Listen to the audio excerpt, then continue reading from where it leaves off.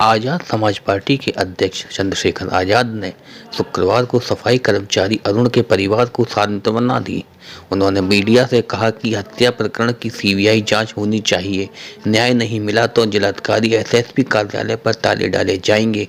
Police अज्ञात में मुकदमा दर्ज कर रही है, जबकि हत्यारों को सब जानते हैं।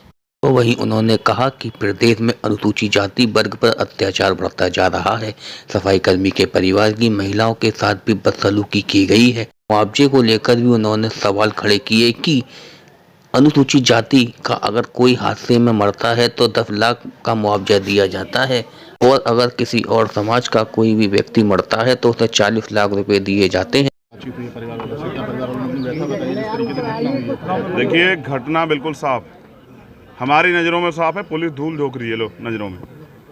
इस घटना की जब सीबीआई जांच होगी तो दूध का दूध पानी का पानी हो जाएगा। पुलिस हमेशा से झूठ बोलती आई। पहली बात तो अपराध किसी ने किया और फंसा किसी को गया, क्योंकि दलित यहाँ कमज़ोर है, इसलिए दलित सबके लिए मोहरा है कि उसकी हत्या कर दो या उसको फांसी पर चढ़ा दो, कोई बात नहीं करेगा। ऐसा नहीं है, अब समय बदल रहा है। मैं तो चाहता हूँ ये घटनाएं हो ही ना, लेकिन मुझे अपने लोगों की लाशों पे दुख व्यतीत करने, अपने परिवारों के आंसू पूछने आना पड़ता है, क्योंकि उत्तर प्रदेश में जो सरकार है वो पूर्ण रूप से निकम्मी, झूठी, गूंगी और बहरी सरकार है।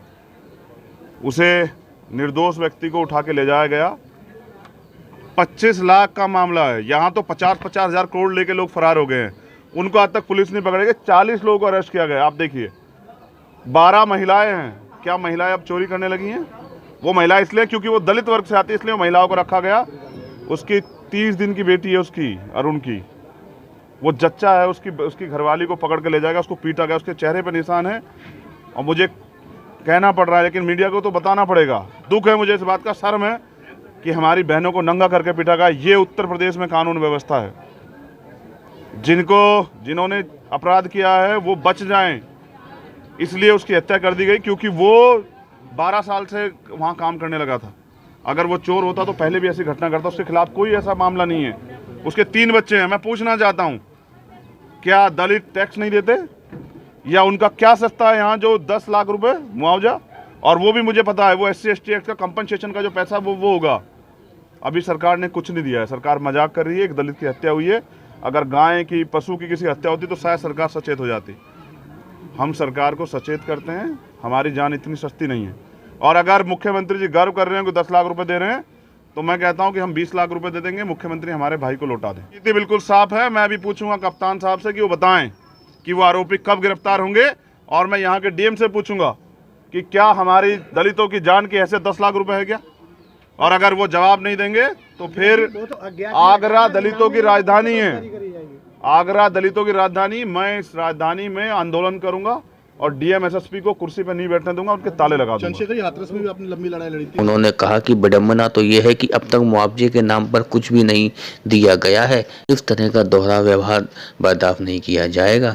पीड़ित परिवार की लड़ाई संगठन का लीगल पैनल लड़ेगा। जो घोषित हुआ, आवास के लिए घोषणा हुई थी, लेकिन 1 साल बीतने के बाद भी कुछ नहीं मिला। यही तो है ना, ये फर्क है। मुझे कहना पड़ेगा मीडिया के साथियों से कि जब तिवारी जी की हत्या हुई तो 40 लाख रुपए सरकारी नौकरी OSD की क्लास 1 की दे दी गई। जब मनीष गुप्ता जी की हत्या हुई, दुखद है, वो भी नहीं होना चाहिए था। उनके परिवार से कोई व्यक्ति गया, उनको 40 लाख रुपए और OSD की नौकरी मिल गई। मुझे उनके लिए भी दुख है कि ये रक्षक जो है भक्षक हो गए हैं। पुलिस नहीं, गुंडे हैं। लेकिन मेरे व्यक्ति की हत्या की जाती है तो 10 लाख रुपए और एहसान कर रहे हैं। नौकरी कब मिलेगी, कहाँ मिलेगी, पता नहीं, अज्ञात में मुकदमा। तो ये दलितों की हैसियत है, और इस हैसियत को हम ये समझते हैं कि हम भारतीय संविधान के अनुसार हमें भी बराबर के अधिकार हैं। अब देखने वाली बात ये होगी कि जितने भी विपक्षी दल इस समय अरुण वाल्मीकि को न्याय दिलाने के लिए उनके घर के दरवाजे पर आ रहे हैं, वह सिर्फ न्याय दिलाने की बात कर रहे हैं या फिर 2022 के चुनावों के लिए अपनी रोटियां सेक रहे हैं। फास्ट वे न्यूज के लिए सोनू कश्यप की रिपोर्ट, आगरा।